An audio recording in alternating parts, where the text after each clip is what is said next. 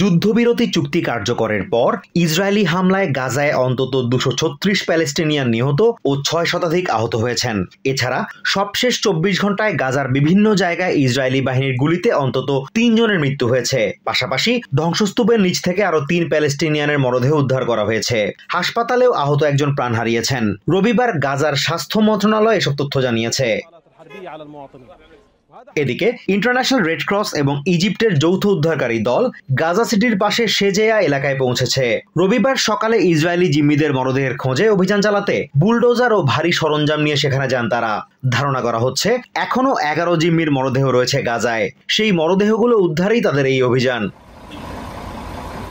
অন্যদিকে গাজার জাবালিয়ায় ইসরায়েলি বাহিনীর সৃষ্টি করা তথাকথিত ইয়েলো লাইন সেখানকার বাসিন্দাদের স্বাভাবিক চলাফেরা বাধাগ্রস্ত করছে। অনেকেই নিজেদের বাড়িতে ফিরে যেতে পারছেন না বলে অভিযোগ করছেন। এটা হলুদ বাক্স ইয়েলো লাইনের চিহ্ন। এখানে ছিল আমার তাঁবু, এখানেই আমি থাকতাম। এই বাড়িটা আমার পরিবারের। ধ্বংসপ্রাপ্ত মাটির নিচে একটি ছোট ঘর আছে, সেটাতেই আমরা থাকি। সারাক্ষণ কোয়াডকপ্টার থেকে গুলি ও গোলাবর্ষণের ভয়ে থাকি। আমাদের যাওয়ার কোনো জায়গা নেই, তাই পরিবার নিয়ে বাধ্য হয়ে এখানেই থাকি। জাবালিয়া আশ্রয় শিবিরের বাসিন্দা মুসা আল মাধুন ইয়েলো লাইনের বৈধতা নিয়ে প্রশ্ন তুলে ক্ষোভ প্রকাশ করেন। ইয়েলো রেখা স্থাপন করে বলা হচ্ছে মানুষ এই সীমার কাছে যেতে পারবে না। কেন যেতে পারবে না? পাশের বাড়িগুলো থেকে বাড়ির বাসিন্দারা নিজেদের শীতের কাপড় আনতে যেতে পারছে না। এই রেখা তো আমাদের রক্ষা করছে না। রেখার কাছে যেতেই গুলি করা হচ্ছে, মুহূর্তেই মানুষ মরদেহে পরিণত হচ্ছে। গত মাসে ইসরায়েলের প্রতিরক্ষা মন্ত্রী ইসরায়েল কাটজ স্পষ্ট করে বলেছেন এই ইয়েলো লাইনের কাছে যেই আসুক না কেন তাদের প্রতিহত করা হবে। রবিবার তারই কথার পুনরাবৃত্তি করলেন প্রধানমন্ত্রী বেঞ্জামিন নেতানিয়াহু। আইডিএফ সদস্যদের উপর যে কোনো ধরনের হামলা শক্ত হাতে দমনের হুঁশিয়ারি দেন তিনি। পাশাপাশি দাবি করেন ইসরায়েলের নিয়ন্ত্রণাধীন এলাকায় এখনো হামাসের ঘাঁটি রয়েছে। গাজায় আমাদের নিয়ন্ত্রণাধীন এলাকাগুলোতে এখনো হামাসের কিছু ঘাঁটি রয়ে গেছে। আমরা সেগুলো পদ্ধতিগতভাবে উচ্ছেদ করে চলেছি। রাফায় এবং খান ইউনিসের প্রধান দুটি ঘাঁটিও ধ্বংস করা হবে। আমাদের বাহিনীর জন্য আমার নির্দেশ স্পষ্ট, যদি কেউ আমাদের বাহিনীকে ক্ষতি করার চেষ্টা করে আমরা হামলাকারী ও তাদের সংগঠন উভয়কেই আঘাত করব। আমরা গাজায় যে কোনো পদক্ষেপের বিষয়ে আমাদের আমেরিকান বন্ধুদের জানাই, তবে তাদের কাছ থেকে অনুমতি নেই না।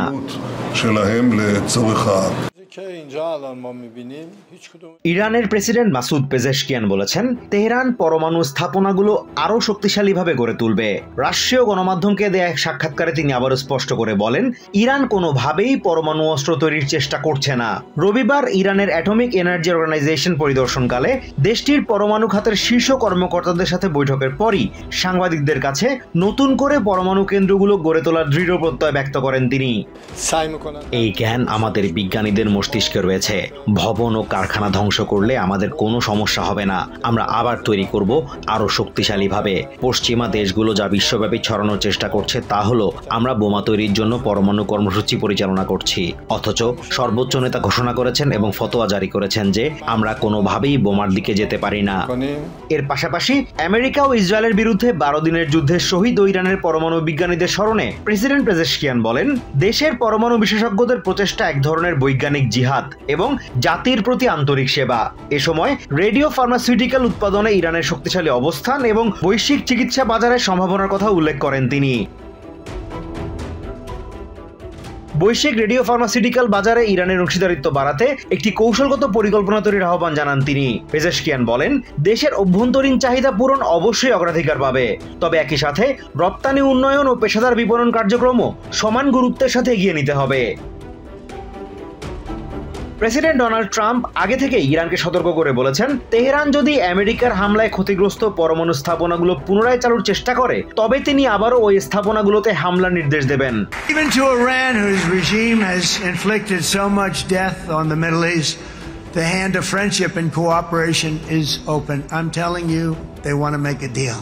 গত জুনে আমেরিকা ইরানের বেশ কয়েকটি পরমাণু স্থাপনায় বিমান হামলা চালায়। ওয়াশিংটনের দাবি এসব স্থাপনা ছিল ইরানের পরমাণু অস্ত্র কর্মসূচির অংশ, তবে তেহরান দাবি করে তাদের পরমাণু কর্মসূচি সম্পূর্ণভাবে বেসামরিক উদ্দেশ্যে পরিচালিত হয়। চায়না আক্রমণ করলে তাইওয়ানকে রক্ষায় আমেরিকান সেনা মোতায়েন নিয়ে স্পষ্ট কোনো উত্তর দিলেন না প্রেসিডেন্ট ডোনাল্ড ট্রাম্প। রোববার প্রচারিত সিবিএস নিউজের 60 মিনিটসে ট্রাম্প বলেন বিষয়টি গোপনীয় এবং এই বিষয়ে প্রকাশ্যে তিনি কিছু বলতে চান না। তবে তিনি জানান বেইজিং বেশ ভালো করেই জানে এর পরিণতি সুখকর হবে না। এছাড়া আইসের অভিবাসী বিরোধী আগ্রাসী অভিযানে বিতর্কের কিছু দেখেন না বলে জানালেন প্রেসিডেন্ট। সেই সাথে দেশের ইতিহাসে সম্ভাব্য দীর্ঘতম শাটডাউনের জন্য ডেমোক্র্যাটদের দোষলেন তিনি। অন্যদিকে আগামী মঙ্গলবার নিউ ইয়র্ক সিটি মেয়র নির্বাচনে ডেমোক্রেটিক প্রার্থী জোরান মামদানিকে আবারও কমিউনিস্ট হিসেবে কটাক্ষ করলেন ট্রাম্প। তার সাথে তুলনা প্রসঙ্গে প্রেসিডেন্ট বলেন, মামদানির চেয়ে দেখতে অনেক সুদর্শন তিনি। সিবিএস নিউজের সাথে প্রেসিডেন্ট ডোনাল্ড ট্রাম্পের সম্পর্কটা তেমন সুখকর নয়। 2020 সালে 60 মিনিটস অনুষ্ঠান শেষ না করেই সেট থেকে বেরিয়ে যান তিনি। এরপর গত বছর নিউজ চ্যানেলটির মূল মালিকানাধীন প্রতিষ্ঠান প্যারামাউন্টের বিরুদ্ধেও মামলা করেন, যা মেটাতে $16 মিলিয়ন গুনতে হয় সিবিএস এর প্যারেন্ট কোম্পানিটিকে। প্রায় 5 বছর পর আবারও 60 মিনিটসের সেটে ট্রাম্প। শুক্রবার ফ্লোরিডার মার-আ-লাগোর পাম বিচে নোরা ও ডোনাল্ডকে দিলেন লম্বা একান্ত সাক্ষাৎকার। রোববার তা প্রচারিত হলো, যেখানে শুরুতেই শাটডাউন ঠেকাতে কি ব্যবস্থা নিয়েছেন তিনি তা জানতে চাওয়া হয়। আমেরিকার ইতিহাসে সম্ভাব্য দীর্ঘতম শাটডাউনের জন্য ডেমোক্রেটদের আবারও দুষলেন প্রেসিডেন্ট। বললেন, সরকারি অচল অবস্থা নিরসনে রিপাবলিকানরা সর্বাত্মক চেষ্টা করলেও নীল শিবির থেকে তেমন কোনো সাড়া পাওয়া যাচ্ছে না, বরং দলটি একটি বাজে স্বাস্থ্যসেবা নিয়ে দর কষাকষি করছে বলেও অভিযোগ করেন প্রেসিডেন্ট। এ সময় লাল শিবিরের সেনেটরদের আরো কঠিন হওয়ার আহ্বান জানান ট্রাম্প। বলেন, প্রয়োজনে ফিলিবাস্টারের সমাপ্তি টানার পক্ষে পদক্ষেপ নিতে হবে। এক্ষেত্রে সেনেট মেজরিটি লিডার জন থুনের অগ্রণী ভূমিকা আশা করেন তিনি। সরকারি অচল অবস্থায় উদ্ভূত নানা সংকটেও ডেমোক্রেটদের দায় দেখছেন ট্রাম্প। আইসের অভিযান নিয়ে বিস্তর বিতর্ক তৈরি হচ্ছে। এই প্রসঙ্গে তিনি বলেন, শরণার্থী বিতরণে এর চেয়েও কঠিন অভিযান পরিচালনার পক্ষে তিনি। জানালেন, বামপন্থী বিচারকদের কারণে তার পরিকল্পনা মাফিক এগুতে পারছে না আইস। সম্প্রতি পরমাণু অস্ত্রের পরীক্ষার নির্দেশনা দিয়েছেন ট্রাম্প। এই প্রসঙ্গে জানতে চাওয়া হলে তিনি বলেন, প্রতিদ্বন্দ্বী রাশিয়া, চায়না ও নর্থ কোরিয়া একই ধরনের পরীক্ষা চালানোয় এমন সিদ্ধান্ত নিতে হয়েছে তাকে। আমেরিকার হাতে যে পরিমাণ পরমাণু অস্ত্র মজুদ আছে তা দিয়ে গোটা বিশ্বকে 150 বারের বেশি উড়িয়ে দেওয়া যায় দাবি করে প্রেসিডেন্ট বলেন, রাশিয়ার কাছেও বিপুল পরিমাণে পরমাণু অস্ত্র রয়েছে। তাছাড়া আরেক প্রতিপক্ষ চায়নাও এই অস্ত্রের সংগ্রহ বাড়াচ্ছে বলে তথ্য দেন তিনি। অবশ্য ক্রেমলিন ও বেইজিং কোনো ধরনের পরমাণু পরীক্ষা চালাচ্ছে না বলেই কংগ্রেস শুনানিতে জানিয়েছেন ট্রাম্পের মনোনীত অ্যাডমিরাল করেল, যিনি এই অস্ত্র সংক্রান্ত দায়িত্ব পেতে যাচ্ছেন বলে খবর দিয়েছে সিবিএস। গত বৃহস্পতিবার চায়নার প্রেসিডেন্ট শি জিনপিং এর সাথে সাউথ কোরিয়ায় বৈঠক করেছেন ট্রাম্প। সেই সূত্র ধরে প্রশ্ন আসে, তাইওয়ানকে চতুর্দিক থেকে ঘিরে ধরছে বেইজিং। যদি শেষ পর্যন্ত স্বায়ত্তশাসিত দ্বীপটি আক্রমণ করে বসে, সেক্ষেত্রে কি করবেন তিনি? চায়না আক্রমণ করলে তাইওয়ানকে রক্ষায় আমেরিকান সেনা মোতায়েন নিয়ে স্পষ্ট কোনো উত্তর দিলেন না প্রেসিডেন্ট। বললেন, বিষয়টি গোপনীয় এবং এই বিষয়ে প্রকাশ্যে তিনি কিছু বলতে চান না। তবে তিনি জানালেন, বেইজিং বেশ ভালো করেই জানে এর পরিণতি সুখকর হবে না। অনুষ্ঠানে নিজেকে পিস প্রেসিডেন্ট উল্লেখ করে ডোনাল্ড ট্রাম্প জানান, ইতিমধ্যে 8টি যুদ্ধ থামিয়েছেন তিনি। তার একটি তালিকাও ক্যামেরার সামনে তুলে ধরেন তিনি। সেই সাথে ইউক্রেন যুদ্ধ খুব দ্রুত একটি সুন্দর পরিণতি পাবে বলে আশাবাদী আমেরিকার কমান্ডার ইন চিফ। অন্যদিকে আসছে মঙ্গলবারের নিউ ইয়র্কের সিটি মেয়র নির্বাচনে ডেমোক্রেটিক প্রার্থী জোরান মামদানিকে আবারও কমিউনিস্ট হিসাবে কটাক্ষ করলেন ট্রাম্প। তার সাথে তুলনা প্রসঙ্গে প্রেসিডেন্ট বলেন, মামদানির চেয়ে দেখতে অনেক সুদর্শন তিনি।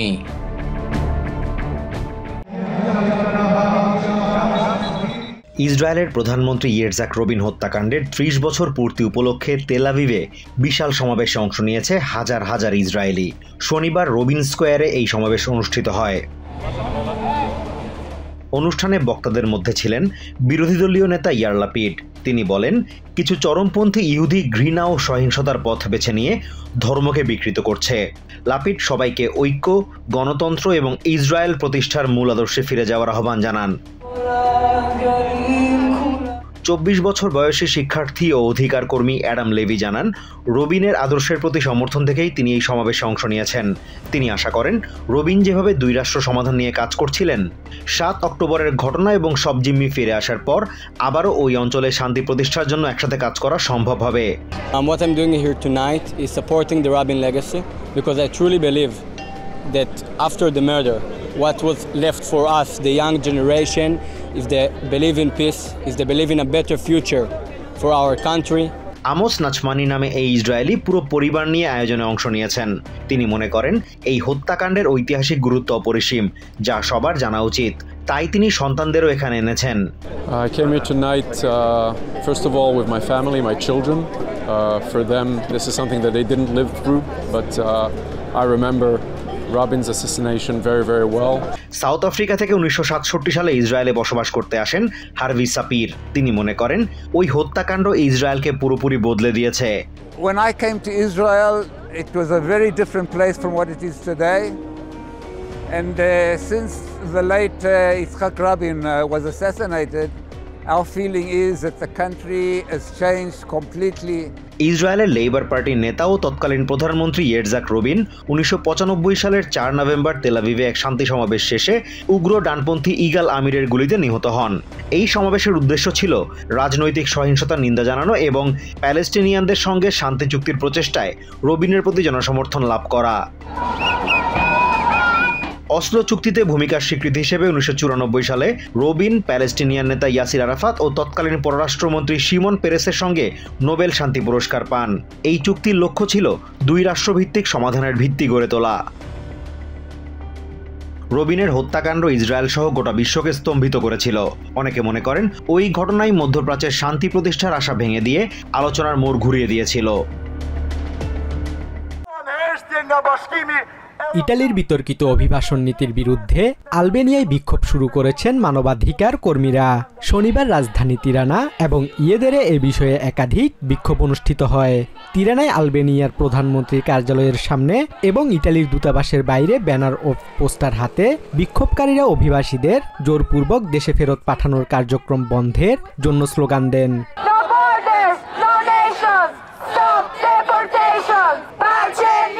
আন্দোলনকারীদের হাতে থাকা পোস্টারে পুলিশ ইউনিফর্মে দেখা যায় ইউরোপিয়ান কমিশনের president Ursula von der Leyen, president Donald Trump, আলবেনিয়ার প্রধানমন্ত্রী এদি রামা এবং ইটালির প্রধানমন্ত্রী জর্জা মেলোনির ছবি।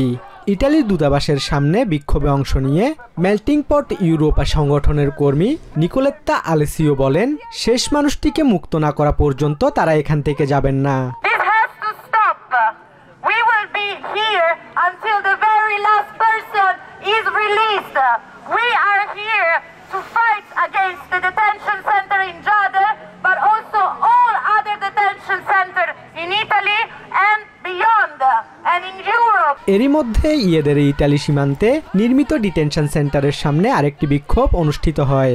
সেখানেও কর্মীরা স্লোগান দেন, no border, no nation, no deportation.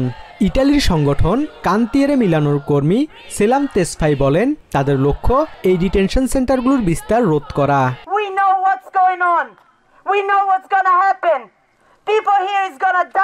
এক বছর আগে ইটালি আলবেনিয়ায় বেশ কয়েকটি ডিটেনশন সেন্টার নির্মাণ করে। মানবাধিকার সংগঠনগুলো তখন থেকেই এর বিরোধিতা করছে। সম্প্রতি এক প্রতিবেদনে বলা হয়েছে, এই কেন্দ্রগুলোর নির্মাণ ব্যয় ইটালিতে তৈরি একই ধরনের কেন্দ্রের তুলনায় 7 গুণ বেশি। এছাড়া ইউরোপিয়ান ইউনিয়নের আদালতও নিরাপদ দেশের তালিকা ব্যবহার করে দ্রুত অভিবাসী ফেরত পাঠানোর বৈধতা নিয়ে প্রশ্ন তুলেছে। ইটালির প্রধানমন্ত্রী জর্জা মেলোনি এই উদ্বেগকে তার কঠোর অভিবাসন নীতির মূল অংশ হিসেবে তুলে ধরেছিলেন। তবে আইনগত জটিলতা এবং মানবাধিকার লঙ্ঘনের অভিযোগে প্রকল্পটি এখন তীব্র সমালোচনার মুখে। ঘন ও বিষাক্ত ধোঁয়ায় আচ্ছন্ন হয়ে পড়েছে পাকিস্তানের দ্বিতীয় বৃহত্তম শহর লাহোর। দেশটির ঐতিহ্যবাহী এই নগরী বিশ্বের দূষিত নগরের তালিকায় শীর্ষে উঠে এসেছে। রবিবার স্থানীয় সময় দুপুরে শহরটির এয়ার কোয়ালিটি ইন্ডেক্স বা বাতাসের মান সূচক ছিল 237, যা অত্যন্ত অস্বাস্থ্যকর বলে চিহ্নিত। এর আগে শনিবার সকাল 9টায় এই স্কোর ছিল 398, যা বিপজ্জনক স্তরের। ধোঁয়ার কারণে রাস্তায় বের হলেই মাস্ক পরতে হচ্ছে স্থানীয়দের। এ নিয়ে বিরক্ত নগরবাসী। वहाँ पे भी मास्क ही पहनना है। আমরা বিশুদ্ধ বাতাসের জন্য মাঠে আসি।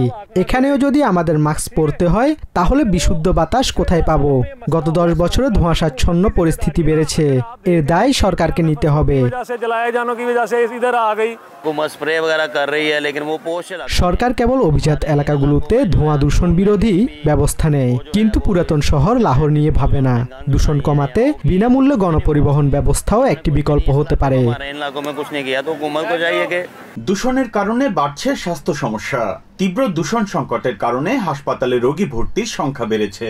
বিশেষ করে শিশু ও বয়স্কদের শ্বাসকষ্ট, চোখের সংক্রমণ, ত্বকের চুলকানিজনিত রোগ ও কাশির তীব্রতা বেড়েছে। স্যার গঙ্গারাম হাসপাতালের medical superintendent doctor Arif Iftikhar জানান, স্বাভাবিক সময়ের তুলনায় বর্তমানে রোগীর সংখ্যা 2 থেকে 3 গুণ বেড়েছে। শ্বাসকষ্ট, রাইনাইটিস, সাধারণ সর্দি এবং সাইনোসাইটিসের সমস্যা নিয়ে আগে আমাদের বহির্বিভাগে প্রতিদিন 20 থেকে সর্বোচ্চ 30 জন রোগী আসতো, কিন্তু এখন প্রতিদিন 70 থেকে 80 জনেরও বেশি রোগী আসছে। হাঁপানি রোগীদের অবস্থা আরো খারাপ হচ্ছে। পরিবেশবিদরা বলছেন, দূষণ মোকাবিলায় দরকার দীর্ঘমেয়াদী পদক্ষেপ, যেমন গণপরিবহন ব্যবস্থার উন্নয়ন ও কৃষি মৌসুমে ফসল পোড়ানো বন্ধে কঠোর নীতি। অন্যথায় বিষাক্ত ধোঁয়ার চাদরেই ঢেকে থাকবে পাকিস্তানের দ্বিতীয় বৃহত্তম এই শহর। খ্রিস্টান সম্প্রদায়ের লোকজনকে হত্যা বন্ধে ব্যবস্থা নিতে ব্যর্থ হলে নাইজেরিয়ায় সামরিক অভিযান চালানোর হুমকি দিয়েছেন প্রেসিডেন্ট ডোনাল্ড ট্রাম্প। সামাজিক মাধ্যম ট্রুথ সোশ্যালে দেয়া এক পোস্টে নাইজেরিয়ার জন্য আমেরিকার সব ধরনের সহায়তাও অবিলম্বে বন্ধ করে দেওয়ার হুমকি দেন তিনি। শনিবার ট্রাম্পের দেয়া এই বার্তাকে স্বাগত জানিয়েছে আফ্রিকার দেশটির খ্রিস্টান সম্প্রদায়ের সদস্যরা। জুলিয়েট সার নামের এক নারী ব্যবসায়ী মনে করেন, এমন বাজে হত্যাকাণ্ড এখনই বন্ধ করা উচিত। নাইজেরিয়া বলেই এটি এখনো বন্ধ হচ্ছে না বলেও মনে করেন তিনি। এই নারী মনে করেন, যদি ট্রাম্প বলেন যে তারা আসতে চান তাহলে তাদের আসা উচিত এবং এতে কোনো ভুল নেই। So for me it's very important they come in because this has been happening for a couple of years now, nothing has been done. So I feel if Donald Trump said they don't want to come in, they should come in and there's nothing wrong with that. আরেক ব্যবসায়ী Hillary একেমেজি বলেন, Trump যদি সিদ্ধান্ত নিয়ে থাকেন তাহলে তারা সহযোগিতা করতে আসতে পারে, কিন্তু আমেরিকা কোনো কিছুর বিনিময় ছাড়া সহযোগিতা করবে না। সে নিয়ে এত চিন্তার কিছু নেই।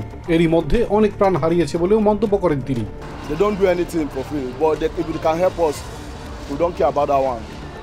দেশটির খ্রিস্টান অ্যাসোসিয়েশনের চেয়ারম্যান জন জোসেফ হায়াব বলেন, নাইজেরিয়া অন্যান্য দেশের নেতাদেরও যা সঠিক তাই করতে বলে, তাই নিজেদের বিষয় নিয়ে যেন কোনো ভণ্ডামি না করা হয়। নাইজেরিয়ার সংবিধান অনুযায়ী বলা যায় না আমেরিকার সহযোগিতা নেওয়া যাবে না। যদি তা বলতে চাই তাহলে তাদের সঙ্গে কোনো সম্পর্ক রাখা উচিত হবে না বলে মন্তব্য করেন তিনি।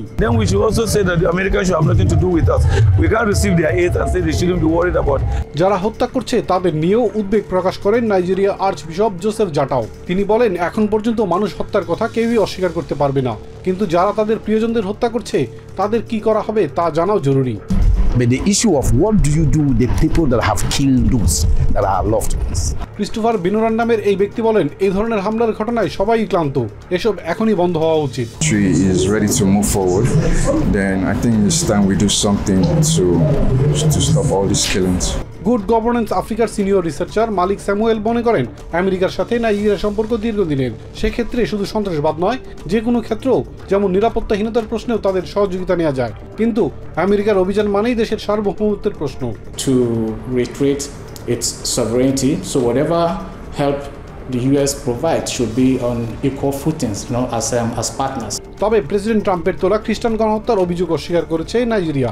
এক বিবৃতি দিয়ে দেশটির প্রেসিডেন্ট ভোলো তিনুবু বলেন, নাইজেরিয়াকে ধর্মীয়ভাবে অসহিষ্ণু হিসেবে চিহ্নিতকরণ তাদের জাতীয় বাস্তবতাকে প্রতিফলন করে না।